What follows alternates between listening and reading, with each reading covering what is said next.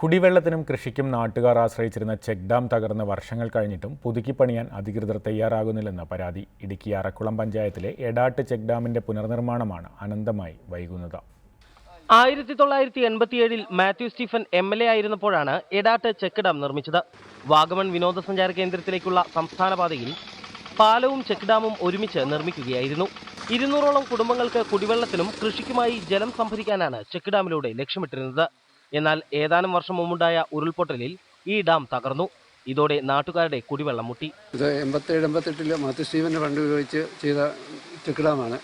ഈ പാലം എടാട് പാലമാണ്. ഇത് താഴെ 150 കുടുംബക്കാർ താമസിക്കുന്നുണ്ട്. അവർക്ക് കൃഷി ആവശ്യങ്ങൾക്കും കുടിക്കാനൊക്കെ ഈ വെള്ളം പ്രയോജനപ്പെടുന്നതാണ്. മേഖലയിലെ കൃഷിയും വരണ്ടുണങ്ങിയ അവസ്ഥയിലാണിപ്പോൾ. ജനപ്രതിനിധികൾ ഉൾപ്പെടെയുള്ളവർക്ക് നിരവധി തവണ പരാതികൾ നൽകിയിട്ടും നടപടി ഉണ്ടാകുന്നില്ലെന്നാണ് നാട്ടുകാരുടെ ആക്ഷേപം. വേനൽ കനക്കുന്നതോടെ മേഖലയിൽ കുടിവെള്ളക്ഷാമവും രൂക്ഷമാവുകയാണ്. എത്രയും വേഗം ചെക്ക് ഡാം അറ്റകുറ്റപ്പണി നടത്തണമെന്നാണ് നാട്ടുകാരുടെ ആവശ്യം.